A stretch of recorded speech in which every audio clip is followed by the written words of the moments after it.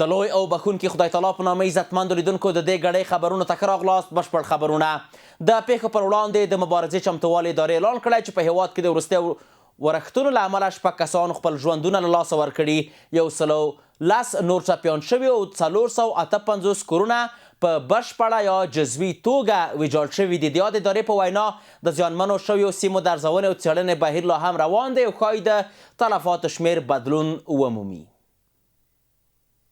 بیا هم ښه راغلاست. منځني ختیځ یو ځل بیا د جګړې رنګ خپل کړی. د امریکا جنګي بیړۍ د ایران تر څنګ ځای پر ځای شوي دي او د ایران پوځي قماندانان د یو بشپړې او هر اړخیز جګړې لپاره د بشپړ چمتووالي خبرې کوي. له بلې خوا د سنټاکام قماندان اسرائیل ته تللی او ترکیه باور لري چې اسرائیل به پر ایران باندې برید ترسره کړي. د امریکا ولسمشر ډونالډ ټرمپ اعلان وکړ چې د امریکا یوه جنګي بیړۍ د ایران پر لور روانه ده. باور دا دی چې امریکا غواړي اسلامي جمهوریت حیران کړي. د ایران حیرانول یو داسې انتخاب دی چې دا ځل ممکن د الکترومقناطیسي وسلو په کارولو پلی شي. دا وسله د قوي الکترومقناطیسي شاک په رامنځته کولو سره د برېښنایي سیستمونو د ګډوډولو، د برېښنا شبکې له پرې کولو، د رادارونو ړندو کولو او د پوځي او ملکي اړیکو فلج کولو پورې توان لري.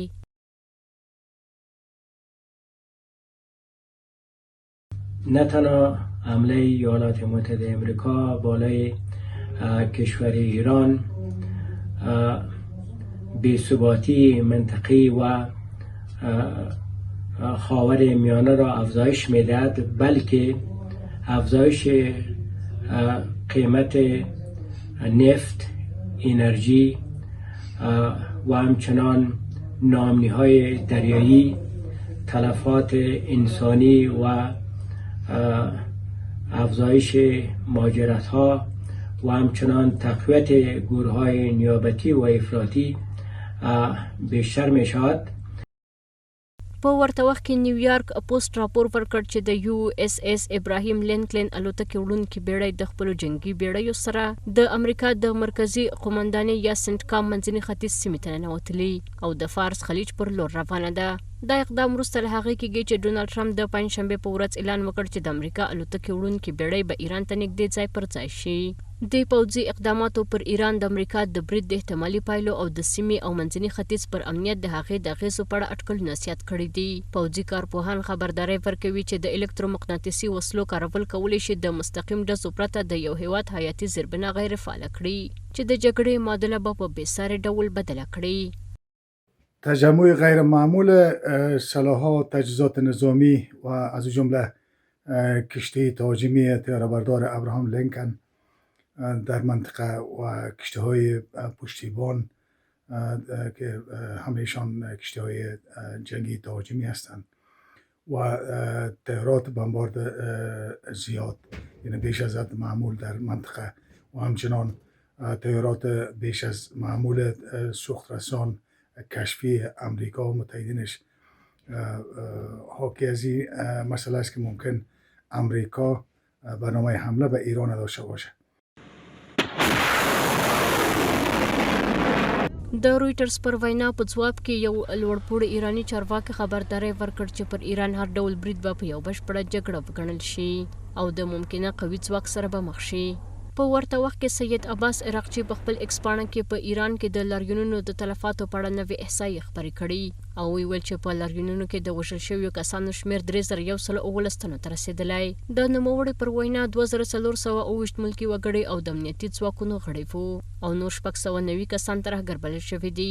په ورته وخت کې د ترکیې د بهرنیو چارو وزیر حاکان فیدان په یو ټلویزیوني مرکه کې ټینګار کړی چې اسرائیل د ایران د برید لپاره د فرصت په لټه کې دي، یو داسې عمل چې کولی شي په منځني ختیځ کې تاوتریخوالی زیات کړي او د خبرو اترو او ډیپلوماسۍ پروسه د پخوا په پرتله نوره هم مهمه کړي. سرچینو یک تلویزیون ته ویلي چې روزمری د کارلو د ملګرو ملتونو د سرمنشي سیاسي مرستیاله کابل ته سفر کړی دی. د نوموړي د سفر موخه د اسلامي امارت له چارواکو په افغانستان کې د ټولنې له بېلابېلو قشرونو سره لیدنه بلل شوې. تر دې وړاندې جورج ګانیون د یو نما سرپرست د اسلامي امارت د بهرنیو چارو له وزیر سره په لیدنه کې د افغانستان ته د ملګرو ملتونو د سرمنشي د مرستیالې د سفر خبر ورکړی و او ویلي و چې دا سفر د دوحې د خبرو اترو د نوې مرحلې په چوکاټ کې ترسره کیږي.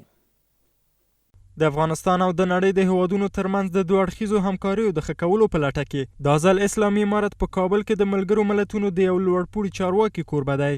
سرچینو یک تلویزیون ته ویلي چې د سیاسي چارو لپاره د ملګرو ملتونو د سرمنشي مرستیاله رسمي ډیکارلو نن سهار کابل ته رسیدلی او ټاکل شوې ده چې د اسلامي امارت له ځینو چارواکو سره وګوري. د سرچینو پر وینا ټاکل شوې ده چې میرمن ډیکارلو د ټولنې له بیلابیلو برخو سره هم وګوري. تر دې وړاندې د یوناما سرپرست جورجیت ګانیون د اسلامي امارت د بهرنیو چارو له وزیر امیر خان متقي سره په لیدنه کې افغانستان ته د ملګرو ملتونو د سرمنشي د مرستیالې د سفر خبر ورکړی و او ویلي و چې د دې سفر موخه د دوحې د خبرو نوی پړاو پیلول دي. نوموړي ټینګار وکړ چې نه یوازې د خصوصي سکتور د حمایې لپاره بلکې د بشري مرستو رسولو لپاره هم لازمه ده چې د افغانستان په بانکونو بانکي محدودیتونه لري او د افغانستان بانک کنګل شوې شتمنۍ آزاد سي څو خصوصي سکتور د هیواد د اقتصادي ودې لپاره په عادي ډول باندې فعالیت وکړای سي. دغه راز په دغه ناسته کې رسمي ډیکارلو په افغانستان کې د مثبتو پرمختګونو ستاینه وکړه. په ځانګړي ډول یې د راستنېدونکو میلیونونو مهاجرینو سره ښه مدیریت او بشري مرستو کې شفافیت وستایل او د مخدره موادو سره د مبارزې د معتادینو د درملنه او په نورو برخو کې د اسلامي امارت مثبت اقدامات د پام وړ وبلل. معاون سرمنشی سازمان ملل متحد آقای خانم ریکاردلو به افغانستان سفر کرده و بالاقامتشان با مقامات مختلف افغانستانی مسائل رو بررسی خواهند گرفت که میتواند نقش و جایگاه سازمان ملل متحد در قسمت ارائه خدمات بیشتر بشردوستانه به افغانستان همچنان تامین بکند.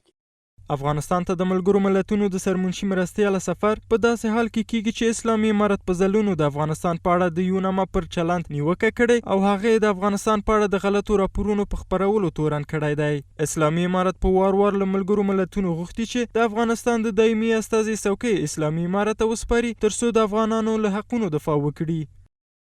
دید و بازدیدهایی را که ماموران و کارکنان ملل متحد با مردم افغانستان دارند و میتواند که این دید و بازدیدها در خصوص کمک‌های بشری در افغانستان نقش خود را داشته باشد. د بلجیم دولتي رسنۍ یا BRF د شنبې په ورځ راپور ورکړ چې په دې وروستي ورځو کې نږدې د 10 اروپایي هیوادونو استازي افغانستان ته سفر کړی ترڅو د اسلامي امارت له چارواکو سره د کډوالو د ایستلو په اړه خبرې وکړي. ویل کېږي چې د بلجیم د بهرنیو چارو د دفتر مشر هم په دې سفر کې و، خو د بلجیم ورځپاڼې یا HLN لیکلي چې روسیمونډ د 10 اروپایي هیوادونو د استازي په توګه کابل ته سفر کړی.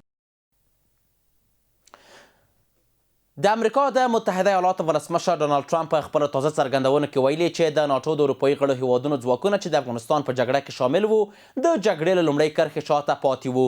په همدې حال کې د بریټانیا صدراعظم سټارمر د ټرمپ دا څرګندونې سپکوونکې او د افسوس وړ بللې دي. له بلې خوا د کاناډا د کلتور وزیر او د هغه هیواد پخواني پوځي سرتیري مارک میلار د ښاغلي ټرمپ دا ادعا ناسمه ګڼلې. ویلي دي چې د څو اړخیزو عملیات پر مهال 158 کاناډایي سرتیري وژل شوي دي. په افغانستان کې د اسلامي امارت له بیا واک ته رسېدو وروسته په 2020 کال کې له هېواده د بهرنیو ځواکونو بیړیز او له ګډوډۍ ډک وتل د تېرو 2 لسیزو پر مهال د لویدیځ له سترو ستراتیژیکو ماتو څخه ګڼل کیږي.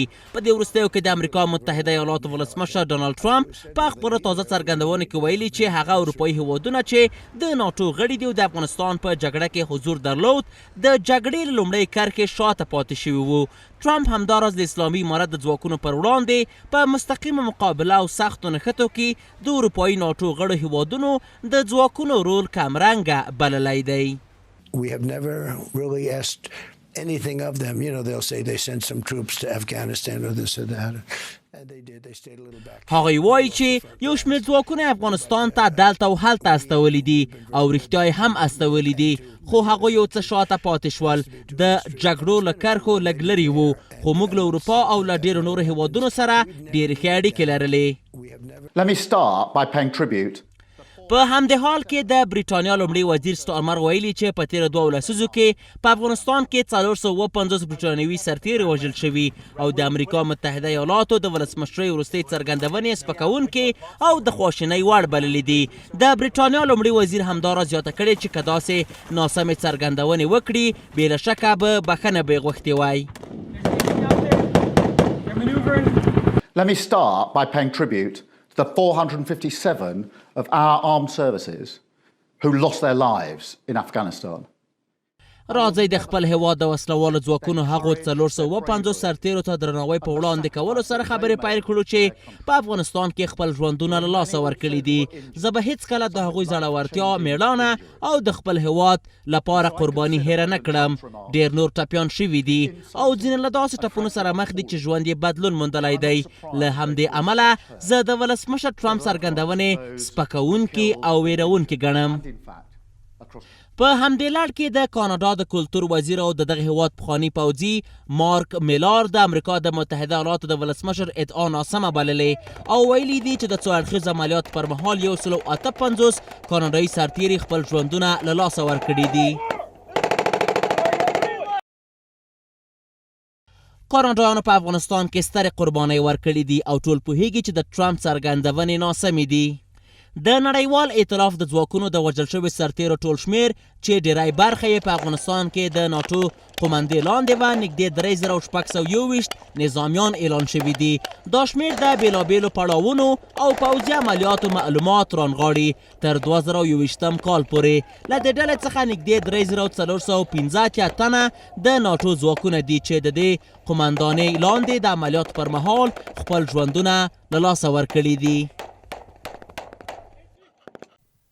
نن د جنورۍ 24مه د زده کړې له نړیوالې ورځې سره برابره ده. د دې ورځې له رسېدو سره سم د پوهنې وزارت ویلي چې د عصري او دیني زده کړو د پیاوړتیا په برخه کې هڅې کړي. منصور احمد حمزه د یاد وزارت ویاند همدارنګه ویلي چې د هیواد په لرې پرتو محرومو سیمو کې ماشومانو او زده کوونکو ته د باکیفیتو زده کړو فرصتونه برابر کړي دي. هر کال د جنورۍ 24مه د زده کړې نړیوالې ورځې په توګه لمانځل کیږي. د دې ورځې پر رسېدو سره د ملګرو ملتونو د ماشومانو وجهي صندوق او تعلیمي، علمي او کلتوري سازمان یا یونسکو یوه ګډه اعلامیه خپره کړه چې پکې ویل شوي چې زده کړه یو اساسي بشري حق او د هر ماشوم او تنکي ځوان انساني وقار دی. په اعلامیه کې ویل شوي چې افغانستان د تعلیم له پراخ کړکېچ سره مخ دی چې له مخې یې له 90 سلنې ډېر ماشومان حتی د لومړني ښوونځي په پای کې ساده متن هم نشي لوستلی. دې سازمان د ښځو د زده کړې په اړه هم اندېښنه څرګنده کړه او زیاته کړه چې افغانستان یوازینی هیواد دی چې 2.2 میلیونه نجونې ښوونځي ته د تګ اجازه نه لري.